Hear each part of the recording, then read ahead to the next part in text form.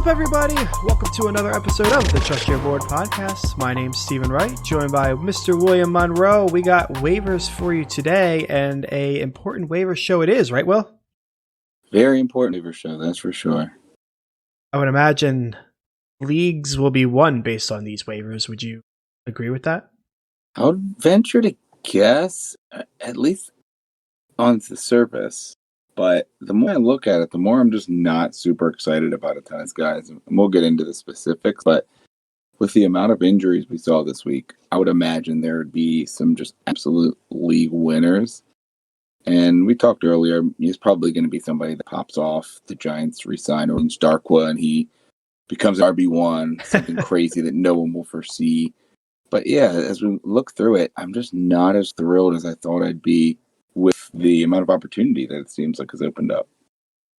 Yeah, and you got to figure a lot of the players with that clear situation, the player's already gone. Like if Zeke went down, you're not picking up Pollard. Yep. Right? Mike Davis is available because like no one really cares about Mike Davis. Yeah. He's not an elite playmaker like a Pollard would be, right? Yeah. He also probably has a limited life shelf as well, you'd imagine, with McCaffrey likely coming back. Yeah, probably. And he's another one that's like in a situation where they could bring in somebody off the street that you don't really care about, but then they have taken the job because it's Mike Davis and like just middle of the road. And how much, and that's where we're going to talk about how much are you going to spend on these guys. Yeah, exactly. So with that in mind, you ready to jump into them? Yeah, I guess we'll start with the quarterback position, right? Yeah, might as well start with some quarterbacks. Got some familiar names, really. Not a lot has changed. Definitely more solidified in Minshew, though. Great week for him. Looked good again. I don't have up here who he's playing this week. Actually, no, he's playing the Dolphins, right? Yeah, he's got like a cake schedule for the next few weeks, I think. Yeah. And the Dolphins have been a little more stringy than most expected, I'd imagine. But I know Byron Jones got hurt. I don't know how serious that is. They have, Xavier Howard is their other corner. Yeah. And then they drafted a corner, I believe, in the first round. So they were set up to have a pretty good secondary. We'll see, how it all shapes out. But even with that solid secondary, I still think Minshew's a good play this week. Yeah, they're still like they've elevated themselves from the basement to middle tier-ish, I guess. Yeah. And I think that's really where Jacksonville plays around with the next couple of weeks. I think they got Bengals and maybe Houston coming up too. So a lot of middle of the road. He's rostered in what we have, according to Yahoo, in 32% of leagues. So he's most likely available in your league, and he's putting up some points. So if you took a late round shot on like a Wentz, he was dropped in our league. Well, I'm sure you saw that. If you're tired of playing that game, then Minshew's a nice shot to take. And as you mentioned, he's got Miami here on Thursday. Then he goes to Cincinnati, goes to Houston, and then Detroit at home before the bye. So you likely have a nice little 4-game stretch that you can ride him. And he probably, out of everyone, is going to be the most long-term option of what we're going to talk about here. Maybe somebody else's bigger name, but that even with that, I'm still not going to spend more than 10% of a fab budget on him. Likely less than that. I probably would throw 5 or 7 on each of the guys I want, and then you're bound to get one of them because only so many teams are going to pick up a quarterback. Yep, it's still a quarterback. There's still plenty of options out there. Mm-hmm. So yeah, you can't spend a lot. So for example, based, especially these guys. Yeah, you could stream them, right? So with that in mind, if you miss out on Minshew, Ryan Tannehill might be available. We're showing him rostered only 46% of leagues. So half of you out there have him sitting available, and he's been playing pretty well. So he's another solid option. Although one thing to note, I believe his schedule does get a bit tougher after this week. He does have one more really good week. So he's got Minnesota, who has been just horrid. But then he does have Pittsburgh, Buffalo back-to-back. So definitely a start this week, but take note that it may not. Maybe you want to roll with him, see if he stay in those flames as long as you can. But Pittsburgh and Buffalo is going to be tough. Yeah, for sure. And you also have Derrick Henry looming. He's not scoring as much as he should be 2 weeks in, and you got to assume that that's going to bounce back. So, yeah, it definitely could run in some issues, but, in the meantime, he's been solid. Yeah, he absolutely has. Another, not as available as the other two, but we have Jared Goff. We've talked about Jared Goff quite a bit. Rostered in 62% of the leagues. Had a great week last week. Yeah, we talked about it. I know we have him and Wentz in our Megalo Bowl team and elected to go with him over Wentz. And obviously it was the right move. But, if he's still there, I think he's probably a decent play. He's got Buffalo this week, which is tough. But then he's got the Giants, the Redskins, to the Washington football team, rather. But then he's got the Niners coming, the Niners and the Chiefs Niners and Bears after that. So a little bit of a mixed bag schedule, but he's a quality quarterback. I don't think he's ever going to really put up 404. I know he's done that maybe in the past, but I don't foresee that happening with this team. They want to run the ball. But if the matchup's right, against the Giants, against the Washington football team in a couple weeks, not a bad pickup. Yeah, I mean, maybe if the injuries mount up. Like, I haven't heard anything on Akers or Malcolm Brown. Have you? No, Akers, I'd imagine may miss. He didn't come back in at all. It's chest injury or rib injury, it sounded like.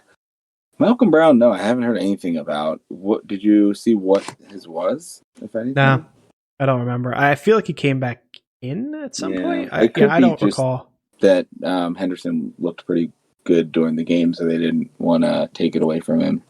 Yeah. Worth keeping an eye on, though, because if you're down Akers and Brown and you're just left with Henderson and whoever else is on that team, then maybe Goff is forced to throw a little bit more. But yeah, and then if you're in like a super flex, what do you think about Nick Mullins or Driscoll here for a couple weeks? Most of those guys you'd imagine are probably owned. Yeah, it's actually kind of tough. I liked what we saw out of Mullins years ago when Jimmy G went down. Mm-hmm. He was putting up fantasy points, and I trust Kyle Shanahan a lot to make things work there.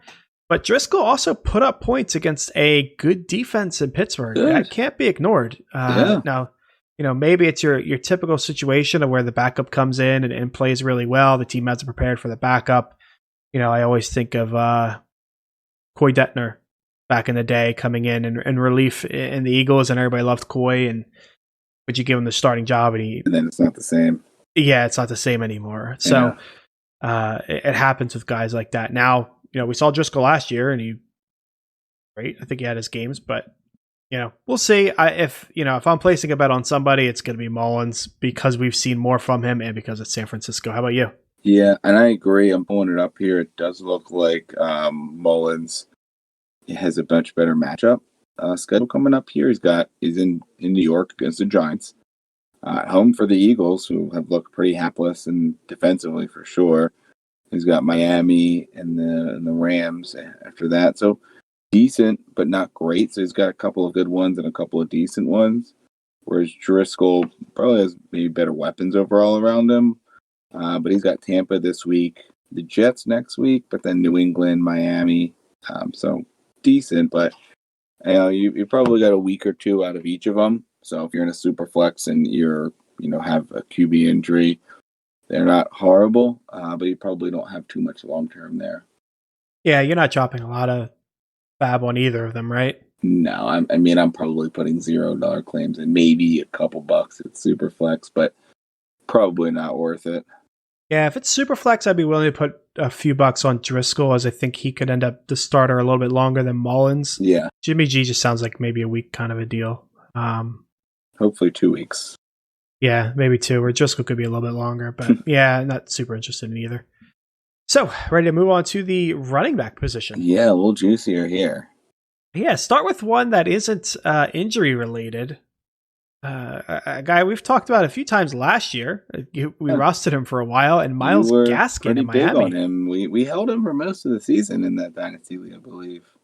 Yeah, I think it was like half, and then we gave up because we wanted him for the opportunity, and he kept getting opportunity, the situation kept letting him opportunity. They never went to him. Yep, they never went to him. Owned in only about 15% of leagues. He's had 2 solid weeks, really. Got Jacksonville this week, so maybe you got at least a week play out of him here. Yeah, I mean you're always going to have Howard stealing your touchdowns, most likely. So that's not really fun, and he just feels like somebody that could you're going to just trust him. You're going to start him this week, and he's going to screw you. I mean, that's just how it works sometimes. You get 2 good games, you decide to put him in, and you get burned. Feels like that kind of play, but running backs are hard to come by, so he should definitely be looked at if you have the space in my eyes. He'll get some touches. He does have a tough schedule after this week, though. Seattle, San Francisco, Denver, and the Chargers, so not the easiest bunch there, but he should get some work. And I seem to, be using him in the role that I think we pictured for Breida as like kind of the passing down guy. I think he had 3 or 4 catches last week. Yeah, and I think the big selling point for me on Gaskins is I feel like you could get him for a couple bucks. People still don't know who he is. Yeah. People are going to be looking at Devontae. We're going to talk about Devontae Freedom, Mike Davis, Jerick McKinnon, Joshua Kelly. People are going to be looking at those guys. They're not going to be looking at Gaskins. So you can throw a couple bucks, maybe even 0 on him and snag him up. Yeah, that's kind of my play too. Is like, maybe if I need 1 or 2 guys at a position, I'll cut, a player or 2, have 2 open roster spots, and then throw in, 4 or 5 claims and order them the way I want. But you have maybe that kind of fallback guy that you only put a couple dollars on, that if you don't bid enough on those bigger guys, you'll still get somebody on the waivers there. Yeah, for sure. So moving to some of the injuries here, we'll lump these 2 together. We have Deion Lewis for the Giants, and then Devonta Freeman, who is visiting the Giants and seems like a prime candidate to get signed. Do either of them interest you?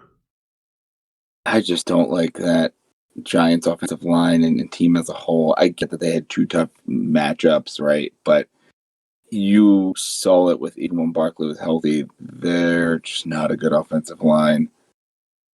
I mean, if I'm probably going to have them in, maybe both of them in the middle of my group of adding. I'm the Barkley owner in our work league, so I'm likely going to, it's pretty sad. I was going to go in, I was like, all right, let me cut him. I gave him the salute, and when I tried to cut him, it told me I couldn't because the week wasn't over, so I'm going to have to hit the button again tomorrow. So I'm really feeling it here today, Steve. I'm going to need a shoulder to cry on after that. Yeah, that's a shame. Yeah, but that's probably what I'll do, right? I'll cut him. I'll maybe cut somebody else and throw in 5, 6, 7 different waiver claims. And the Giants guys are probably in the middle to the bottom of the list that I'd be looking at here.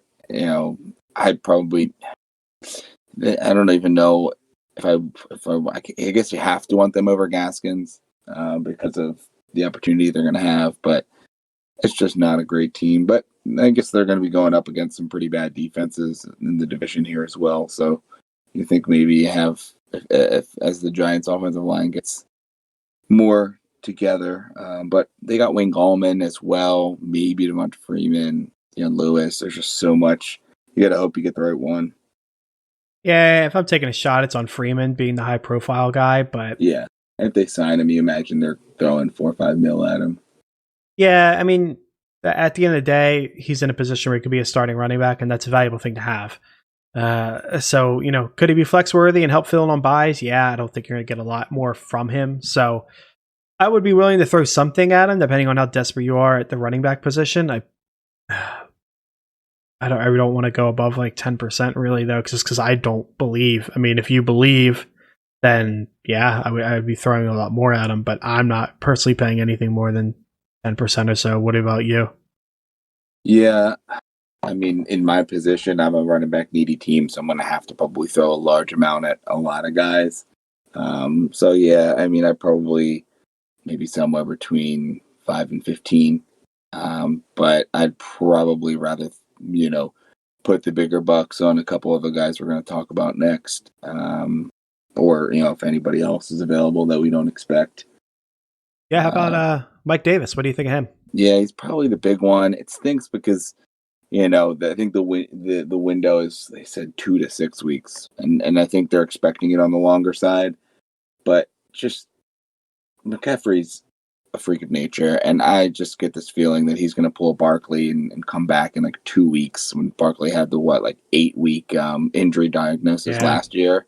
Yep. Comes back in 2 weeks. I just think that's going to happen, and I realize I'm going to have to drop a huge chunk on him. I mean, I wouldn't put it past anybody to drop 30, 40, 50% if you're in a position like myself where you're 0-2 and really need just somebody to get you back in the win column, because you lose a couple more, it's pretty tough to come back.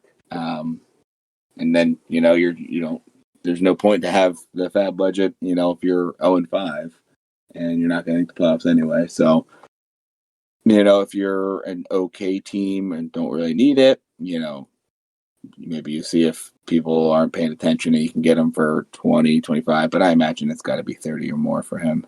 Yeah, I was thinking like in the 40s somewhere. He's someone where it doesn't matter if you lost a CMC or a Barkley this week, or if you're good at the running back position, he's going to be pretty valuable, I think. He's not going to be CMC by any stretch of the imagination, but I have a lot more confidence in him than I do Freeman, Gallman, and Lewis, really.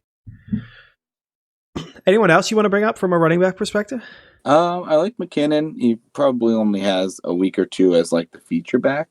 But if he can stay healthy in those weeks, even it sounds like I think Coleman's they believed would be a little longer than Mostert. Is that right? One of them I heard was expected to be longer than the other. Yeah, I don't think they have a prognosis for Coleman, but they are worried about him. So I got a feeling he's the one that. Yeah, correct. Yeah, I mean, Mostert probably misses a week or two here, but McKinnon seems like a guy you're going to be able to fire up. He's good. And they got, I think, the Giants and the Eagles back to back, so two defenses that haven't shown that they can stop the run. So he seems like a guy that you'll be able to fire up for a couple weeks here at least. So, let's play a little game. Play a little game with McKinnon. Would you rather start McKinnon against the Giants or Dobbins versus the Chiefs? Probably McKinnon against the Giants. I was going to ask you that for our Dynasty League, right? Yeah, that might be the players I'm going through. How about McKinnon or Malcolm Brown versus the Bills? Probably McKinnon. I mean, I think it depends on Akers' injury and if Brown's healthy. But even so, the Bills look like a pretty good team. And their defense is tough. We might be starting McKinnon this week, Steve. Yeah, the only other one I can think of would be Tyler Boyd and the Eagles. As kind of a flex That's the same. We got the receiver depth that we've got Chubb and JT locked in. So we may not have to go to running backs, but McKinnon's, in that conversation for our sixth, he could be great. Sixth option. He could be great. The other name that I would throw out just as a reminder is Damian Harris. Looked really good. He was put on IR, so he's going to miss 3 weeks exactly. So he's not playing this week, but after that, he's eligible to return. No one's done anything with the backfield in New England yet. Oh. And if Cam keeps running the way he's running, things could open up for the running back. So, it's kind of a preemptive strike. He's not going to be ready for, at least 10 to 2 weeks. Could be longer. So you might get burned there, but someone that's to keep on your radar, you could probably get for free. Yeah. Definitely someone to keep an eye out for. We'll see when James White comes back, but you got JJ Taylor and looked okay, but he's still a rookie. They don't like to really give rookies a ton, as we saw with Harris last year. And Sony, is always just one carry away from another injury. So I definitely like that as an option. Cool. And some wide receivers to go on. Got a couple highly owned guys that we should touch on. I guess in the same breath, Deebo Samuel. Owned in 71% of league, so he's probably owned. But again, IR week 3, eligible to return week 4. San Francisco is going to need him, so it's worth a check. 3 out of every 10 he's going to be out there, and that's going to be a big win if you could scoop him up. So go ahead and just take a look for Samuel there. The other high percentage ones, or the first one, injury related. Jerry Jeudy owned at 70%, but he's definitely in for an increased workload with Sutton done. Yeah, and hear a lot of people talking about Fant getting a lot of looks. He'll probably be the primary target, you'd imagine. But I get this eerie feeling that Judy's going to step up, and it's not going to be that huge boost people are expecting for Fant. And I think Judy is going to be the guy. Maybe even you see KJ Hamler get some looks if he can stay healthy over the top. You're hoping he probably is healthy and looks good to help out Judy and Fant's fantasy value more than his own fantasy value. But I like Jerry Jeudy. I like the next guy we're talking about as well. I believe he is the number 1 fantasy receiver right now going through 2 weeks. Yeah, Robbie Anderson. Yeah, man, Robbie. We were high on him for a couple years in Dynasty as well, and no one really knew what we were looking at here with this passing attack, but I think Mike Davis had like 6 or 7 catches this week. No carries. It's probably flipped. You're going to have a lot of carries. I don't imagine he's going to get a ton of catches. So I think it's the receivers. They're going to get a ton of looks. Hopefully DJ Moore finally gets a little breakout here. But you'd imagine that Curtis Samuel and Anderson are going to get looks as well. Yeah, absolutely. And his, again, ownership's pretty high, 62%. So, Will, between him and Judy, A, which one would you rather own? And B, what are you bidding on both of them? I thought you're saying Judy and Anderson. Probably Judy, just because I think he's an overall better player. I understand the quarterback situation is a downgrade, but I am, as much as I was championing for us to roster him in Dynasty, that was more just because he is a starting quarterback and less that he is a quality starting quarterback. I'm not thrilled about him, and we'll see if Robbie can keep it going, but I think Judy's going to get a ton of looks, and he's just more talented. As he gets more looks, he learns the game more. I really like his setup here. What about you?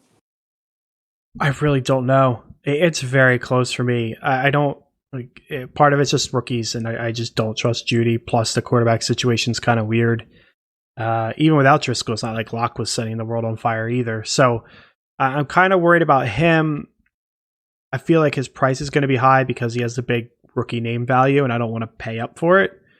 But Robbie Anderson, like you said, wide receiver 1, he could command a hefty price too, and I really don't want to pay for it because we've seen this from Robbie in the past. Just because he's put up 2 big games doesn't mean he can't completely disappear. Yeah. That's what happens. I mean, and you got to think like with him. He's been a long ball guy for a while. He catches deeper passes, and if CMC's not there, you're gonna have less stacked boxes. Defense is playing out a little bit. That could hurt him. So I don't know. You force me to pick one. I'm probably picking Anderson because he's going to be in the game scripts that are going to help him out a little bit more often, and I think he'll end up being cheaper. But both of them, they're kind of iffy on my book. Yeah, I think I might actually, put a lower bid on the next guy we're going to talk about, and I think he could be pretty comparable to them. Yeah, I forget how long Paris Campbell's out for. It's a few weeks. If they've announced it, I think he had a PCL injury. Yeah, I know it was at least a sprain, if not more. I don't know if they've officially announced how bad it was because I think they're waiting on results. But getting carted off, you're always a little just. It's not a good thing. Thrilled about it, yeah. It's not a good thing. So Michael Pittman owned at only 15% of leagues. Someone's got to catch the ball there, right? Yeah. And I mean, and I know T.Y. is still there, but he's more of the over-the-top guy. Pittman's a big-bodied receiver. We'll see if he can take some targets away from Big Mo Alley Cox, who has been, the darling of the week. But once Jack Doyle gets back, you imagine that regulates itself there. But I think Pittman will be a steady option. He's not going to be, thrilling. There's not going to be a ton of touchdowns really to go around for that offense, likely, receiving wise. So I imagine there's going to be a lot of rushing touchdowns, but he should be able to get some work as as his intermediate guy. You can get it for cheaper too. Like I feel like you could pay like 6-7% and end up nailing Pittman because everybody's focusing on some of the more high profile guys, seeing if Judy's available and something like that. So for sure, yeah, I think he's solid. Golden Tate we throw in here, only 36% ownership. Shepard went down this week, so should be out a while, and he seems like he can take over that intermediate role. We'll see how long Ingram can stay healthy, but Slayton's your over the top guy, and he's been doing that well. So it seems like Tate would be a good pair and a good complement to Slayton. Yeah, and the Saquon injury helps him a lot too, right? You're not, as they've coined in the past, running through the air. There's kind of short, passes that Tate really excels in. They might become more popular with Saquon. Yeah, so he's one of the best after the catch too. So you'd imagine it's Tate or Ingram. I imagine it's probably gonna be split, but Ingram's always due for an injury. So Tate definitely could get some work. Yeah, then the last guy we got to talk about, Keelan Cole in Jacksonville. Kind of hard to ignore at this point. Only 3% ownership, so he's available. He's leading the team too in receiving. Yeah. I think his targets and yards. Yeah, he's had 2 really good weeks. He's a very talented wide receiver. I used to love watching some of the catches he made. He reminded me a lot of Brandon Lloyd, who would make like these spectacular catches. Like the dude would make these one-handed like backflip catches. It's like, how are you doing this? And then the next game he'd just disappear. Yeah. And like, or he'd it's make those one guys. catch and it would be the highlight catch, but it would be one catch for 10 yards. Exactly. Keelan Cole used to do that. And then he kind of disappeared because there was 1,000 options there. And now I'm happy to see him reappearing. It scares me because he's burned me before, but I mean, you could get him for 0 right now. Like, despite him doing well, nobody knows who he is. You got a roster spot and maybe want a little depth at receiver. Not a bad guy to throw on there, but there's so many other names we talked about here that I imagine you're going to want to put a claim in for. But as I mentioned earlier, he could kind of be that backstop that you can throw a $0 or $1 bid on. And if you don't end up with anybody else, fall back to him. Yeah, absolutely. And we got 2 tight ends to finish things off. I think we touched on Logan Thomas last week. 32% ownership. He didn't have a good week, but I think he had like 9 targets. That cannot be ignored. No, Haskins is not a great quarterback, at least not yet. Maybe he can develop into one. But if you're getting the targets, some weeks they're going to be on target. Other weeks maybe they're off target. But the tight end position is so just nasty that if you're getting a guy that's getting looks, he has to be rostered at a point. And all you need is 1 week where you get a couple tight ends to go down, and he is going to be a must start. Yeah, and like if you're going to tell me to stream a tight end and I can choose from Jeremy Graham or Greg Olsen or Tyler Eifert, who's going to get 4 targets and maybe gets touchdown, I'll take Logan Thomas, who's going to get 9 targets and just increase those odds of something happening. Yeah, 9 targets, right? Maybe he only comes up with 6 catches for 50 yards, but half are full PPR, man. You're loving that. Yep, and the aforementioned Tyler Eifert next on our list, only 10% ownership, had a pretty good week. We know. I don't even know what you want to say his upside is anymore. It's been so long since he's been Tyler Eifert. I don't know if that exists, but we know he can catch touchdowns. Yeah, and I know he wasn't too utilized in the first week. We had 6 targets. He can get to the ball, and it seemed like they're going to him in the red zone a lot too. They wanted to get make it a point to get to him. So if he can stay healthy, he's kind of in that same tight end 8 to 15 range where you are on the bottom end of your league when it comes to starting tight ends. He's a guy that you can throw in, especially if you think the game script's going to be in your favor there. Yeah, we talked about Minshew earlier. They got a good schedule coming up for the next 4 weeks. So, if he can help steal you some wins, that's 4 weeks. That's a large chunk of the season. And yeah, I mean, as we said, there's only 4, 6 really, quality tight ends. So other than that, everyone else is going to play the waiver wires. And 4 games, it's a month. It's a chunk of the season. You got a whole month of having a guy that you don't have to worry about the position for. So I don't know that I'm throwing a ton on a tight end here, but if you really want him and you want to throw a couple bucks, maybe even 5 on him, I don't think too many other people are going to be bidding a lot. So probably can get him for free, but if you want to ensure getting him for $3, $4, $5, not the worst. Yeah, and I guess we didn't touch on price for Logan Thomas. I mean, safe to say you're not going over like 5% for him either, right? Yeah, I think it's 5 for either than tops. I'm hoping to get it for less than that, but I don't know that I want to spend more than 5 on really anybody other than a tight end or other than a wide receiver or running back. Yeah, fair enough. It's going to wrap up the waiver show. Willie, got any closing remarks? Well, I didn't say it last week, and maybe that's why we are in this mess, but I hope everyone's team stays healthy this week. And good luck to all the listeners out there on your matchups. You heard it, Will. Here, Will just took the blame for Black Sunday. Black Sunday. That's what we're going to have to call it. Yeah, for sure. Cool. Well, thanks for tuning in, everyone. Tune in on Thursday for our start sit questions of the week. Until then, trust your board.